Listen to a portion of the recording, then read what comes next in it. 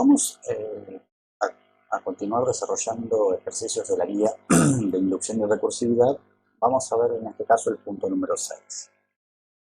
Durante el video anterior hicimos varias alteraciones, tanto en el caso base como técnicas que se podían utilizar en conjunción junto con inducción para ampliar el poder y el número de casos a los cuales se puede aplicar el principio de inducción matemática o primer principio de inducción. Sin embargo, como vamos a ver ahora, únicamente con el primer principio de inducción no alcanza para probar una gran cantidad de cosas que, incluso como en este caso que me piden probar para todo entero n mayor o igual a 2, corresponden a un subconjunto de los números naturales. Entonces, primero intentemos hacer la demostración con el principio de inducción matemática que conocemos, es decir, deberíamos probar que, bueno, primero tenemos nuestra proposición P de n, que en este caso sería n puede escribirse, es decir, en este caso es una proposición hablada, llamémosle, como un producto de números primos. Pero de una manera más concreta, esto sería equivalente a decir que n se puede escribir como p sub 1, p sub q, es decir, como un producto de números donde cada uno de esos números es un número primo donde ese subíndice está comprendido, donde ese subíndice es mayor o igual a 1 y como máximo. Entonces, ¿qué es lo que estamos diciendo? Por ejemplo, el número 15 se puede escribir como 3 por 5, donde 3 y 5 son números primos, así que 3 sería p sub 1, 5 sería p sub 2. El 30 se puede escribir como 2 por 3 por 5, entonces el 2 sería p sub 1, el 3 sería p sub 2, el 5 sería p sub 3. Esos números no necesariamente tienen que ser distintos.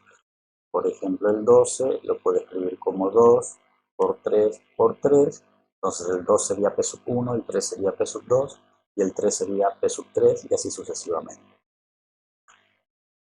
¿Por qué dice que la i puede llegar a ser 1? Porque si el número original es primo, por ejemplo el 19, como el 19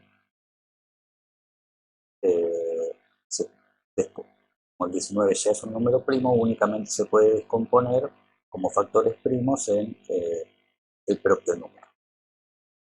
Entonces, por eso podría llegar a tener aquí un único factor en el caso que el número original haya sido primo. Bueno, esto es lo que tenemos que probar, ¿sí? Entonces, en realidad, como es una notación más concisa, la vamos a considerar de esta manera nuestro predicado PDN, y entonces, como hacemos siempre, lo que hay que probar es que en este caso, como me pide n mayor o igual a 2, teniendo en cuenta la variación de la base que vimos en el último video, tendríamos que probar que p de 2 y para todo k mayor o igual a 2, p de k implica p de k más 1. Si esto se cumple, donde p es este predicado enunciado anteriormente, si esto se cumple, esto significa que para todo n mayor o igual a 2 se cumple p de n. Esto sería utilizando el principio de inducción matemática que conocemos hasta el momento, pero para que no queden dudas, ya les voy aclarando que esto está mal, esto no va a funcionar, ¿sí? Simplemente lo que quiero que vean es por qué no funciona, ¿sí? Pero desde ya les anticipo que esto está mal y lo vamos a tener que cambiar. Bueno, si intentamos hacer lo que hacemos siempre, entonces tendríamos primero un caso base. En el caso base tenemos que pruebo p de 2. Entonces, si n es igual a 2, tenemos que n se puede escribir como 2 y en este caso este 2 sería lo que yo había llamado S1 con 2 primo, luego P de 2, recuerden que eso significa P de 2 es verdadera. Entonces en el caso base no hay problema. ¿Qué pasa cuando hacemos el caso inductivo? Al hacer el caso inductivo, esto es lo que generalmente llamamos 1, esto es lo que generalmente llamamos 2. Cuando hacemos el caso inductivo, pruebo que para todo k mayor o igual a 1, P de k implica P de k más 1. Es decir, si k es mayor o igual a 1, la hipótesis inductiva sería si k se puede escribir como un producto de números primos,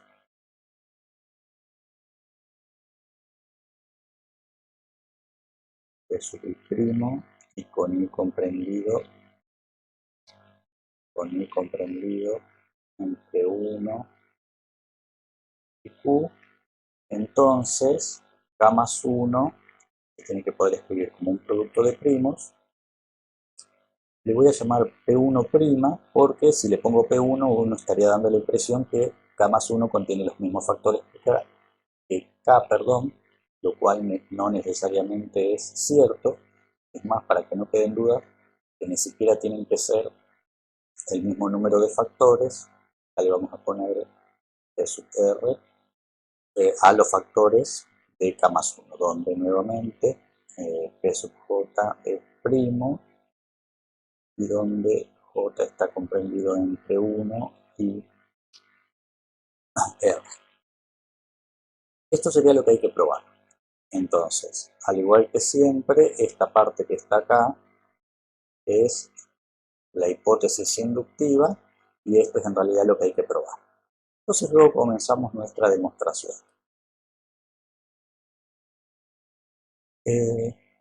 Sea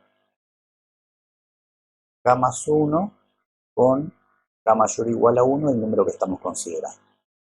Como un hecho conocido de la teoría de números enteros, dado un número entero particular, ¿sí? Que los naturales son un caso particular de entero, puede ocurrir dos cosas: que ese número en cuestión sea primo o que sea compuesto. Entonces, esto es una demostración por casos. Hay dos casos.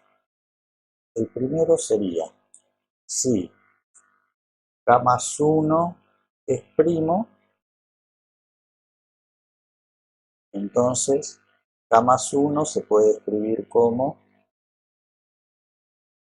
k más 1 directamente, que sería el caso que yo había mencionado como ejemplo del 19, con k más 1 primo y P de k implica P de k más 1. Entonces, si k más 1 es primo, es una demostración trivial. Pero si k más 1 es compuesto,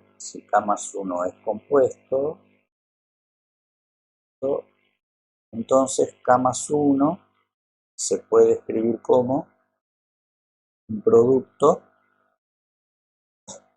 de números primos, ¿sí? Ahora, ¿qué ocurre?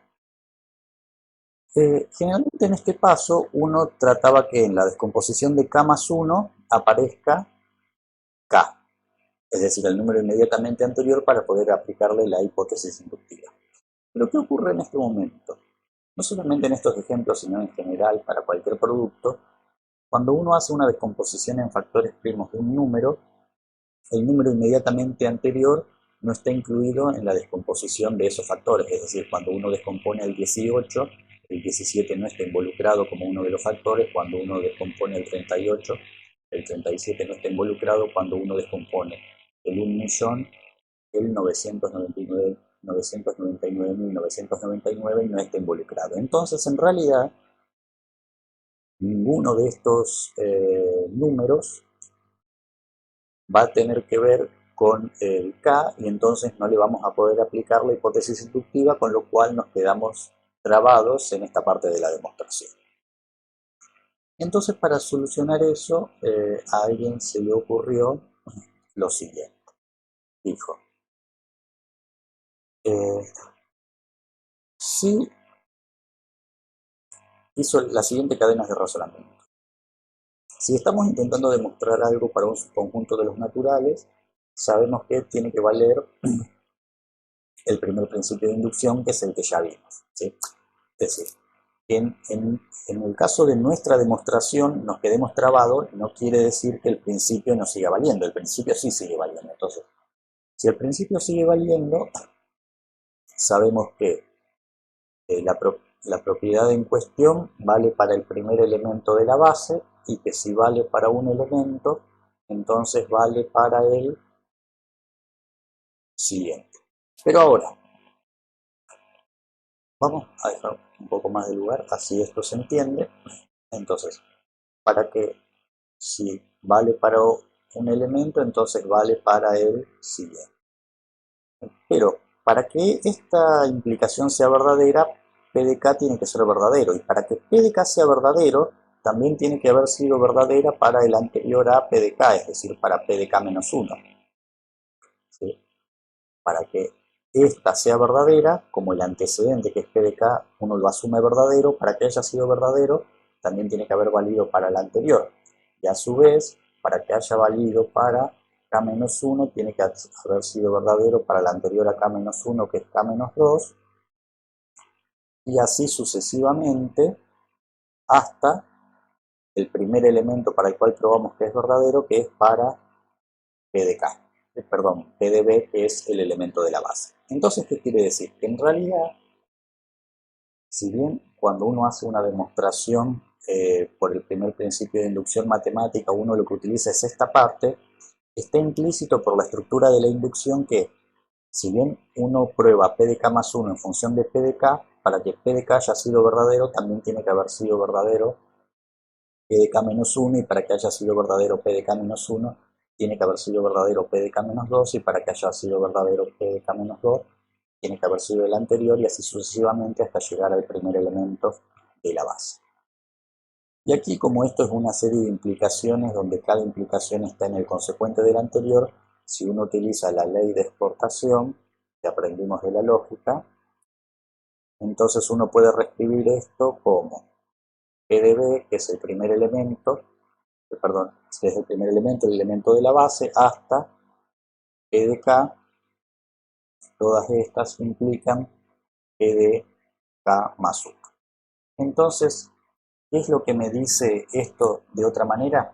Que si bien hasta ahora estábamos acostumbrados a utilizar en la prueba de P de K más 1, que la proposición es verdadera para el elemento inmediatamente anterior, por la propia estructura del principio de inducción y por las reglas de la lógica, uno puede deducir que en realidad, si la propiedad fuera verdadera para el elemento anterior, fue verdadera para todos los elementos desde la base hasta el inmediatamente anterior. Entonces, en realidad, cuando uno hace la demostración para P de K más 1, puede asumir que son verdaderas no solamente el inmediatamente anterior, sino todos los anteriores entre el elemento de la base y el inmediatamente anterior al que uno quiere probar. Es decir que esto, que se va a convertir ahora en la hipótesis inductiva, uno lo puede aplicar no solamente al elemento inmediatamente anterior, sino para cualquier elemento que sea menor a K y mayor al que uno ha probado en la base. Entonces esta variación se llama segundo principio de inducción o inducción fuerte o inducción completa. Completa en el sentido de que el anterior se llamaba primer principio de inducción o inducción débil o inducción incompleta, pero Ya lo dije, pero vale la pena recalcar que el primer principio de inducción no tiene nada de incompleto, ¿sí? En el sentido de que le falte nada.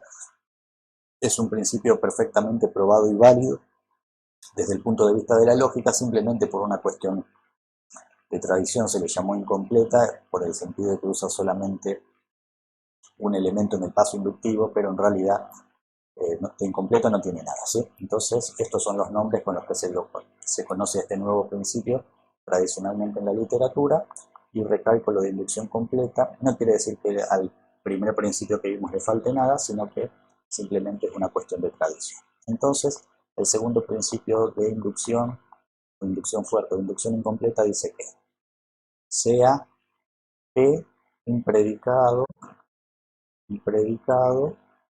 con universo en un conjunto A, subconjunto de los naturales, ¿sí? Luego, si se cumple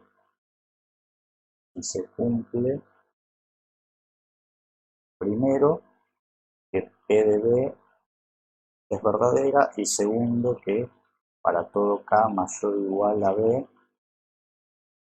desde ese elemento, perdón, puse 2 porque estaba pensando en el ejemplo que estamos desarrollando, si se cumple que desde P de B hasta el inmediatamente anterior son verdaderos, entonces uno puede asumir que todos esos son verdaderos para probar que P de K más 1 es verdadero. Si estas dos cosas se cumplen, luego resulta, vamos a poner para que no sea repetitivo luego, resulta que para todo n mayor o igual a b se cumple la proposición en cuestión.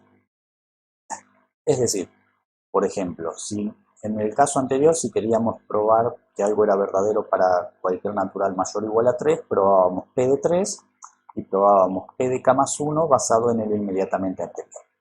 El segundo principio de inducción, o inducción fuerte o inducción completa, lo que me permite es que si yo quiero probar que una cierta propiedad es válida para cualquier natural mayor o igual a 3, pruebo que para 3 es verdadero, y en el paso inductivo pruebo que K más 1 es verdadero, pero puedo utilizar no solamente que el inmediatamente anterior es verdadero, sino que está implícito en la estructura del principio de inducción que todos los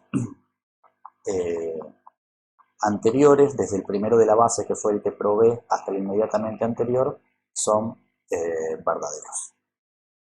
Entonces, esto sería el enunciado del segundo principio de inducción fuerte o inducción completa, y en general la manera que lo usamos es como regla de inferencia, es decir, escrito de modo completamente formal, sin lenguaje castellano, sería P. P de B y para todo K mayor o igual a B, desde el elemento, sigo pensando en el ejercicio en cuestión y sigo poniendo 2, pero esto es P de B, desde el elemento de la base hasta el inmediatamente anterior, implican P de K más 1. Entonces, si esto se cumple, entonces para todo n mayor o igual a b se cumple P. Entonces, si ustedes luego lo comparan con detalle con el primer principio de inducción, básicamente lo que cambia es que el segundo principio de inducción hace un razonamiento más profundo que el primero y me permite utilizar no solo el elemento inmediatamente anterior en la hipótesis inductiva, sino cualquiera de los anteriores que ya fueron probados. Es más, en uno de los ejemplos anteriores, nosotros usamos el elemento de la base para probar el paso inductivo, pero acá no solamente usaríamos el de la base y el inmediatamente anterior, sino que podemos asumir que son verdaderos cualquiera de los que están entre el de la base y el inmediatamente anterior, pues si no se rompería esta cadena de razonamientos. Bueno, entonces ahora que tenemos esta nueva información, vamos a corregir esto, ¿sí? Entonces, en realidad, no es que no se pueda hacer esta demostración utilizando el primer principio de inducción matemática, sino que en realidad habría que cambiarla radicalmente y queda bastante más compleja. En realidad, lo que se puede hacer con una forma de inducción se puede hacer con la otra, pero en este caso va a resultar más sencillo si lo hacemos con el segundo principio de inducción. Entonces vamos a corregir esto. Entonces lo que vamos a hacer es lo siguiente.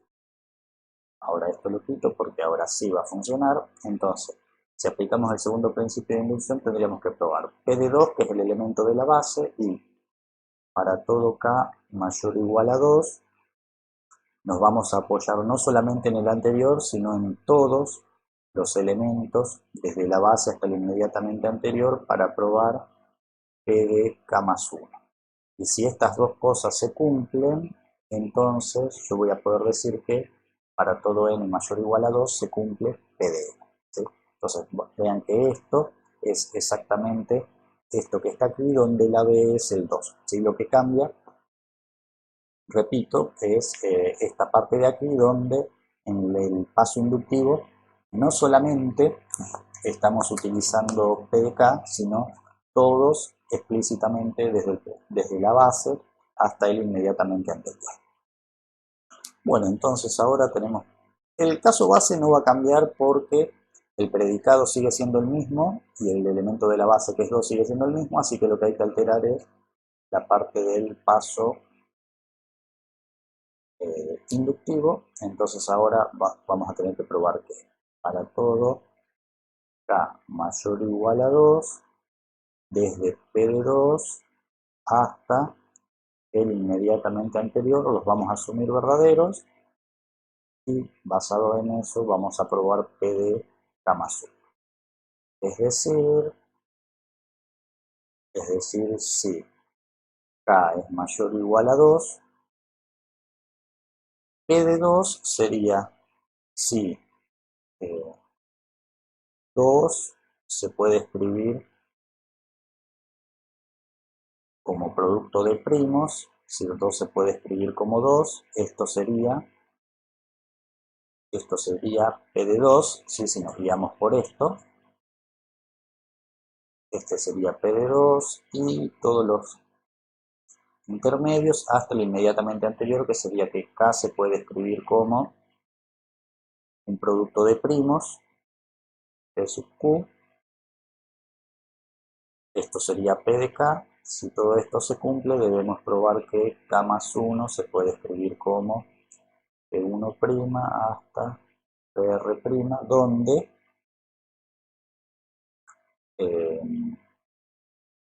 P sub I y P sub J' son números primos, donde la I está comprendida entre 1 y Q, y la J, esta es la I, la J está comprendida entre 1 y R.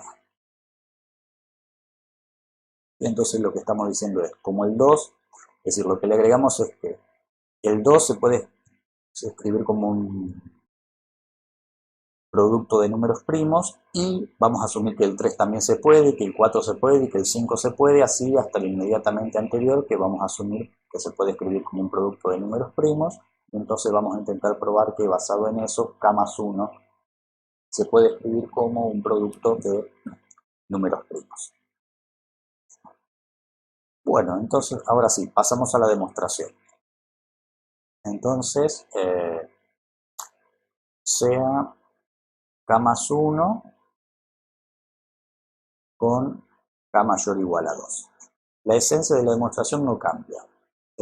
Hay dos casos, ¿sí?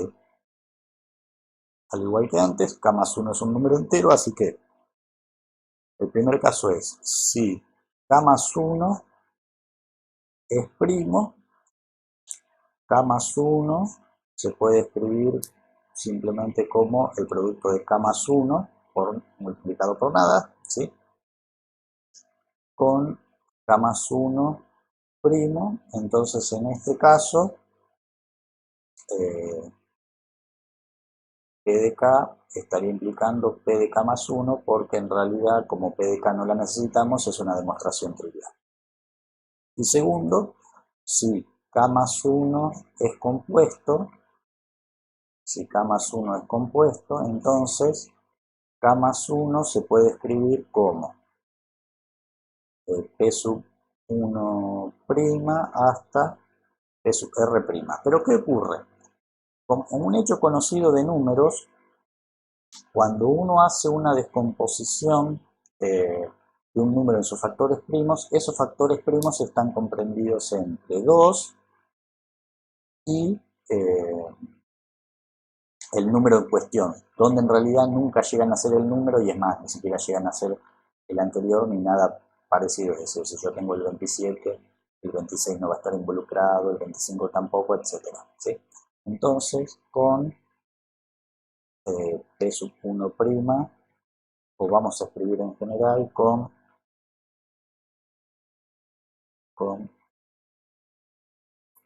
P sub J' comprendido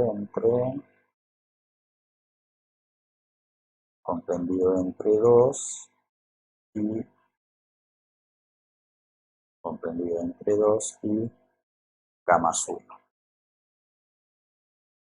Pues solamente menor porque nunca llega a ser el propio número, pues no es primo. Pero como todos estos números son menores que K más 1, ¿sí? Son menores que K más 1, entonces todos ellos, al ser menores a K más 1, están comprendidos acá, están comprendidos en la parte de la hipótesis inductiva. Entonces, luego, por hipótesis inductiva, cada uno de estos números se puede escribir como P sub J1, P sub J, U, ¿sí? Con P sub J, acá no, porque es lo que estamos usando, P sub JT, por ejemplo, primo, ¿sí? Es decir, como todos estos números son menores que el original, les aplica la hipótesis inductiva y todos ellos se pueden escribir como un producto de números primos. Así que luego, K más 1 se puede escribir como P sub 1', que sería P sub 1, 1 hasta P sub 1Q, y así sucesivamente hasta P sub R1 hasta P sub RQ. ¿Sí? Esto por hipótesis inductiva. Entonces, como P sub JT es primo, K más 1 es producto de números primos, que era lo que quería probar. ¿Sí? Entonces, básicamente, lo que me permite este segundo principio de inducción es aplicar la hipótesis inductiva más de una vez y a números que no sean necesariamente el inmediatamente anterior. Para que quede más claro esto último que hicimos, lo que estuvimos diciendo fue que, por ejemplo, el 48. El 48 se puede escribir como 6 por 8. Entonces, P sub 1' sería el 6 y este sería P sub 2'. Entonces, como ven, cada uno, o sea, el número original es compuesto, es decir, este sería K más 1, el número original es compuesto, y cada uno de sus factores es un número comprendido entre 2 y el número original. Entonces, a cada uno de estos se le puede aplicar la hipótesis inductiva, entonces este se puede escribir a su vez como 2 por 3, y este se puede escribir como 2 por 2 por 2. Entonces, este sería P sub 1, 1, este sería P sub 1, 2, este sería P sub 2, 1, este sería P sub 2, 2, y este sería P sub 2, 3, pero en definitiva todos estos son números primos, entonces uno está escribiendo el 48 como un producto de números primos, es decir, esta descomposición es esta de acá y esta descomposición es esta de acá. Eso lo pudimos hacer porque como los números en la descomposición intermedia son menores al original, en este caso acá más 1, a cada uno de ellos se le puede aplicar la hipótesis inductiva. Bueno, vamos a hacer otro ejemplo sobre esto para tratar de aclarar la situación. Antes de que me olvide, entonces, lo voy a escribir aquí, pero esta sería la conclusión final. Esto iría abajo de todos por 1 y 2. Podemos decir que, lo voy a escribir aquí, así hay más espacio, podemos decir que para todo n mayor o igual a 2, n puede escribirse, es decir, la conclusión puede escribirse como producto de números primos. Esta sería la conclusión final. Bueno, vamos a analizar este. Me dice, tenemos una economía donde existen solamente dos billetes, no existen monedas y no existen otros billetes. Solamente dos billetes, que serían los billetes de 4, le voy a decir pesos, pero no sabemos qué economía se trata, los de 4 pesos y los de 5 pesos. Entonces, dice que debemos mostrar que cualquier importe que se pueda pagar en esa economía mayor o igual a 12 se puede formar efectivamente utilizando esos dos billetes. ¿Por qué dice como mínimo 12? Porque piensen que si yo tuviese un número como 10, por ejemplo, si lo descompongo en función del 4, sería 4 más 6, pero el 6 no lo puedo formar con billetes de 4 y 5, o sería 8 más 2, pero el 2 no lo puedo formar con billetes de 4 y 5. Si lo descompongo, perdón, un mal ejemplo porque justo el 10 es el 11. Si pensemos, por ejemplo, en el 11 sería 4 más 6 más 1, si utilizo un billete de 4, pero el 6 y el 1, el 6 no lo puedo confirmar con billetes de 4 y 5, el 1 tampoco. Si lo descompongo con dos billetes de 4, luego me faltaría un billete de 3 o de 2 o de 1, como ustedes lo quieran pensar. Y si lo descompongo en función de billetes de 5, podría ser dos billetes de 5, pero me sobra 1. Entonces van a ver, con cualquier número menor a 12 que ustedes intenten, siempre van a necesitar un billete del cual no tienen, uno menor que 4 de 5 de los cuales no tienen. Pero en cambio, a partir del 12, como el 12 ya se puede escribir como 3 billetes de 4, a partir de ahí ya funciona siempre. Bueno, entonces eso es lo que me está pidiendo este ejercicio, que es el número 6. Entonces digamos, nuestra proposición es P de n, que n puede escribirse utilizando billetes de 4 y 5, lo que me está diciendo es que n se puede escribir como una cierta cantidad alfa de billetes de 4 más una cierta cantidad beta de billetes de 5, donde alfa y beta son números enteros en este caso, y para n mayor o igual a 12. O sea que, dicho de otra manera, si un billete se puede representar con, una cantidad se puede formar con billetes de 4 y 5, lo que quiere decir es que esa cantidad es una combinación lineal de 4 y de 5. Es decir que nuestro P de n, para que quede más bonito como están acostumbrados, se puede escribir como 4 alfa más 5 beta, con alfa y beta enteros, y para n mayor o igual a 12. ¿Sí? Alfa representa la cantidad de billetes que necesito de 4 y beta la cantidad de billetes de 5 que necesito para formar la cantidad en cuestión. Por ejemplo, en el caso del 27, yo lo podría escribir como, a ver, si utilizamos 4 de 5 son 20, el 7 no puedo, si utilizamos 15, ahí está, utilizamos 3 billetes de 5 y 3 billetes de 4, ¿sí? Porque esto me da 15, esto me da 12, 12 y 15 me da 27, entonces este sería el alfa y este sería el beta, que de casualidad en este caso son iguales, pero no necesariamente. Es la cantidad de billetes de cada tipo que tengo que usar para formar una cantidad. Entonces, como tenemos que probar que esto es cierto, para n mayor o igual a 12, deberíamos tomar como caso base el 12. Ahora, ¿qué ocurre? Que si uno intenta hacer eso de esta manera, lo que se va a encontrar en el paso inductivo es que va a tener varios casos, porque va a depender de que el billete se pueda formar. Quizás sea una cantidad que solo necesita billetes de 4, quizás si es un múltiplo de 4, quizás solo necesite billetes de 5, quizás necesite más billetes de 4 que de 5, o la misma cantidad, o viceversa. Entonces son muchos casos a considerar. En cambio, uno puede hacer la siguiente observación. Supongamos que una determinada cantidad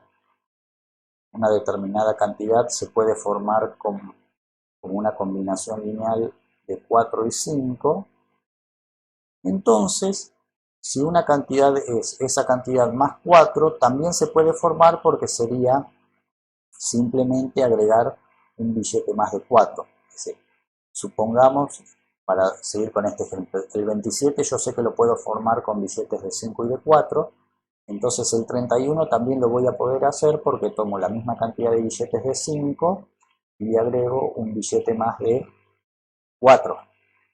Ahora el alfa sería 4 y, en realidad esto está al revés porque yo estoy llamando alfa y que está con el 4, así que en realidad este sería beta y este sería alfa. Entonces tendríamos beta 3 y alfa 4, ¿sí?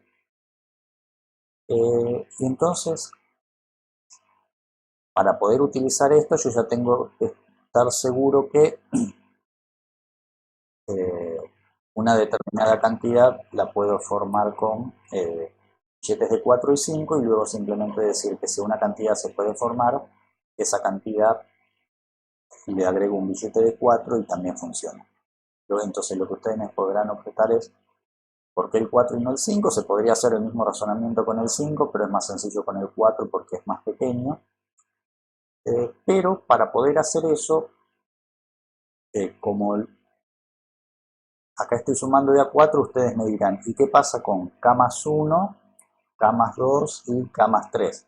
Bueno, entonces lo que vamos a hacer en ese caso es otra cosa que se puede hacer que no habíamos visto hasta este momento, es que uno en realidad puede tener en la base no solamente un elemento, sino toda la cantidad de elementos que quiera, es decir, que prueba separadamente, y luego si uno agrega más elementos en la base suele resultar que tiene un paso inductivo más sencillo. Entonces en este caso, como nosotros tenemos el 12, lo que vamos a hacer es, vamos a probar que P de 12 es verdadera, es decir, que el 12 lo podemos firmar con billetes de 4 y 5. Luego vamos a probar que P de 13 es verdadera, es decir, que a este sumándole 1 también lo podemos formar, que P de 14 es verdadera y que P de 15 es verdadera. Esto decía K, K más 1, K más 2 y K más 3. Porque ya sabemos que a partir de K más 4 se puede hacer razonando de esta manera. Entonces para eso lo que vamos a hacer es, vamos a mostrar lo que se llama el segundo principio de inducción completa o fuerte, segundo principio de inducción o fuerte o completa, que le vamos a llamar modificado, que es en realidad la versión más general de todas, que es que en la base podemos tener tantos elementos como deseemos. ¿Sí? En general, cuando uno utiliza inducción, el primer principio de inducción generalmente tiene un solo elemento en la base, pero sobre todo en este, como le puedo aplicar la hipótesis inductiva a elementos que son no solamente el de la base y el anterior, sino a cualquiera de los del medio, muchas veces uno se simplifica la demostración si supone que si prueba en la base, separadamente para varios elementos. Entonces, vamos a alterar esta parte del paso inductivo que ahora se altera de la siguiente manera. Como hasta B más J están probados en la base, el paso inductivo lo hacemos desde B más J en adelante. ¿Sí? Entonces, ahí probamos que desde... Lo que sí nos altera en el segundo principio de inducción es que es siempre desde el primero de la base hasta el inmediatamente anterior, perdón, P más J no, eso es lo que estaba en la base, acá sería hasta P de K. Si para todos estos se cumplen, entonces para P de K más 1 también se cumple. Es decir, ¿en qué varía esta modificación que hemos hecho? Es que podemos probar independiente en la base, es decir, trabajando con números concretos varios casos, luego esos estarían incluidos acá y es decir, de los que uno les va a aplicar la hipótesis inductiva, algunos van a ser efectivamente hipótesis inductiva y en otros ya va a estar probado en el caso base, ¿sí? Entonces, la otra diferencia es que el primero que uno prueba en el caso inductivo es hasta el primero inmediatamente siguiente hasta el al que está en la base, ¿sí? Como K puede ser como mínimo K B más J. Cuando esto es B más J, esto sería B más J más 1, que es el último que no fue probado en la base. Entonces también alteramos esta parte de aquí. Bueno, en realidad solamente esa parte, la mayor o igual a B más J. Me olvidé de agregar los elementos de la base, entonces vamos a modificar ahí. Entonces esto sería ahora, tenemos varios casos base hasta P de B más J y en el paso inductivo para todo K mayor o igual a B más J, desde el primero de la base hasta el inmediatamente anterior implican P de K más 1 y si todo eso se cumple, entonces para n mayor o igual a b la propiedad es verdadera, ¿sí? Entonces, sigue siendo un segundo principio de inducción porque utilizamos para probar P de K más 1 desde el primero de la base hasta el inmediatamente anterior. La diferencia es que ahora algunos de los que están aquí, algunos son ciertos por el caso base y otros son ciertos como hipótesis inductiva. Entonces, ahora volvemos a nuestro ejercicio. Entonces ahora lo que vamos a hacer es probar que, como dijimos acá, vamos a probar separadamente en la base P de 12 y P de 13 y P de 14 y P de 15. ¿Por qué hacemos 4? Porque como vamos a hacer nuestro razonamiento basado en 4, es decir, si sabemos que para uno vale, sabemos que para el mismo sumándole 4 vale, pero tenemos que asegurarnos que la cosa funcione cuando solamente sumamos 1, 2 y 3. Entonces, para no tener que hacerlo como casos separados en forma genérica en la hipótesis inductiva, los probamos por separado en la base, que sería esta parte de acá, y ahora para todo K mayor o igual al último que está en la base, desde el primero de la base hasta el inmediatamente anterior, si esto se cumple, esto implica P de K más 1, y si ambas de estas cosas se cumplen, entonces esto significaría que para todo n mayor o igual a 12 se cumple P de n, que es en definitiva lo que queremos probar. Ahora, lo que cambia es que estos son los casos bases, es decir, son varios casos en la base, y este sigue siendo el paso inductivo. Bueno, entonces ahora tenemos, pasamos a la demostración. Casos base. Ahora en los casos base tengo que probar varias cosas. Pruebo P de 12 y P de 13 y P de 14 y P de 5. Entonces, ahora tenemos, si n es igual a 12, 12 se puede escribir como 3 billetes de 4 más ningún billete de 5. Entonces, como 3 y 0, que serían alfa y beta los coeficientes, son enteros, luego P de 12 es verdadera. Si n es igual a 13, 13 se puede escribir como 2 billetes de 4 que sería 8, más un billete de 5 me da 13, entonces como 2 y 1 son enteros, luego p de 13. Sí, n es igual a 14, esto lo podemos pensar, tenemos un billete de 4 y 2 de 5, 1 por 4 más 2 por 5, 2 por 5, entonces como 1 y 2 son enteros, luego es decir, lo que estoy diciendo es que puedo formar el 12 con billetes de 4 y 5, puedo formar el 13 con billetes de 4 y 5, puedo formar el 14 con billetes de 4 y 5 y por último puedo formar el 15, que lo puedo hacer como 0 por 4 más 3 por 5 con billetes de 4 y 5, como 0 y 3 son enteros, luego p de 15 es verdadero. Entonces ya he probado que si pruebo el primer elemento de la base y a ese le sumo 1, 2 y 3, esos los puedo formar con billetes de 4 y 5. Entonces quiere decir que la primera secuencia desde un número que sería 12, sumándole 1, 2 y 3, lo puedo formar con billetes. Entonces ahora en el caso inductivo,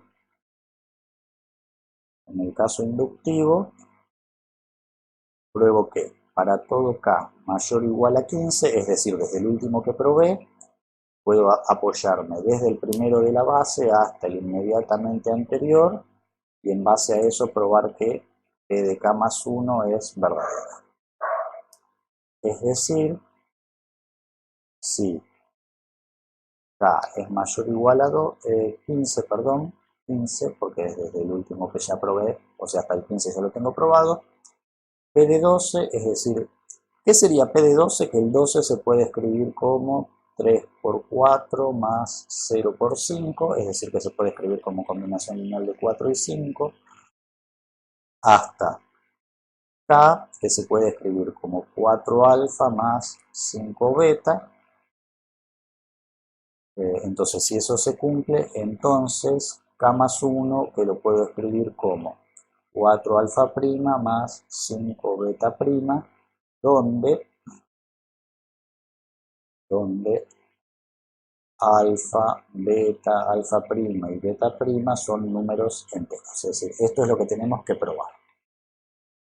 Que si hasta el inmediatamente anterior a k más 1, comenzando en el 12, todos se pueden formar con billetes de 4 y 5, entonces k más 1 también se puede formar con billetes de 4 y 5.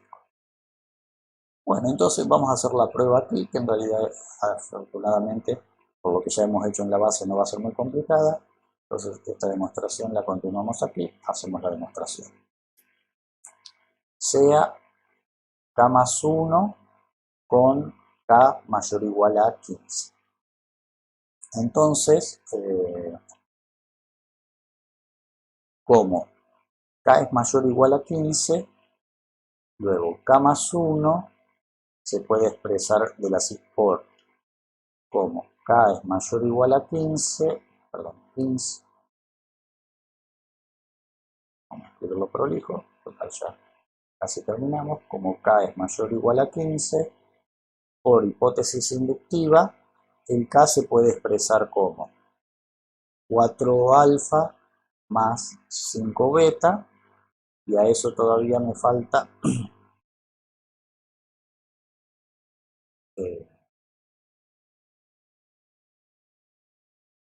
o vamos a hacerlo más sencillo aún, para no tener que armar esta descomposición. Vamos a hacerlo más sencillo aún. El k más 1 lo podemos expresar como k menos 3 más 4, ¿sí? ¿Por qué?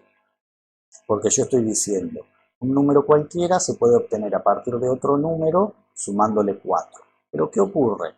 Como k es mayor o igual que 15, entonces k menos 3 es mayor o igual que, si a 15 le saco 3, obtengo 12.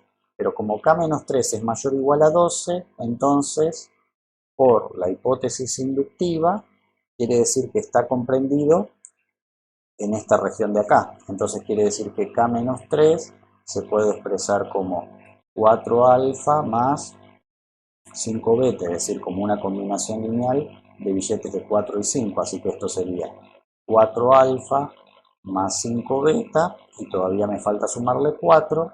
Y si continuamos acá, como esto tengo 4 y 4, esto sería 4 por alfa más 1 más 5 beta. Entonces, ¿qué estoy diciendo? Supongamos una cantidad como el 27. El 27 se puede expresar como 23 más 4. Pero el 23, como es una cantidad que se puede formar en mi economía, se puede formar con una cierta cantidad de billetes de 4 y de 5. Simplemente esa cantidad, para obtener el 27, le agrego un billete más de 4.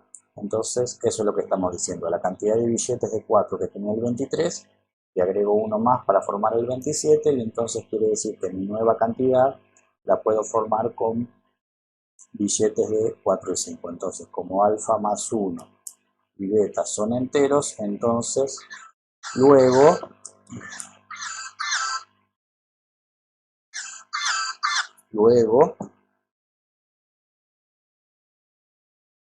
eh, P de K más 1 es verdadera, y por 1, que sería el caso base, y 2, que sería el caso inductivo, por 1 y 2, para todo n mayor o igual a 12, n se puede formar con billetes de 4 y 5, por lo tanto forma parte de mi economía.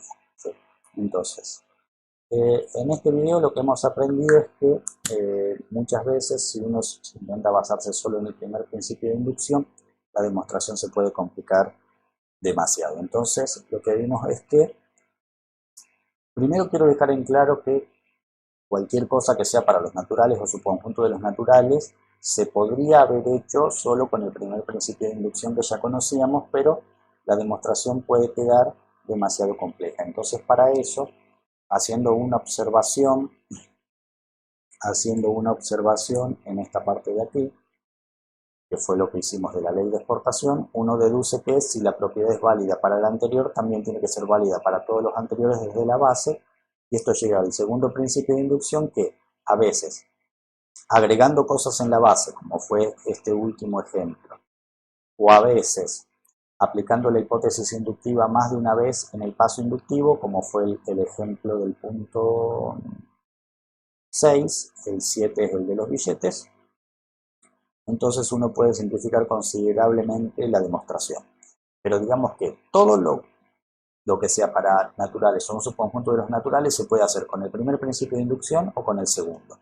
Es más, se puede hacer una demostración teórica que si el primer principio de inducción es verdadero, el segundo principio de inducción también, y si el segundo principio de inducción es verdadero, el primero también. Entonces, en realidad, como ya sumado eso al principio del buen ordenamiento que mostramos al comienzo de los videos de inducción, el principio del buen ordenamiento, el primer principio de inducción y el segundo principio de inducción son totalmente equivalentes. Cuando se puede usar uno, se pueden usar los otros dos, y viceversa.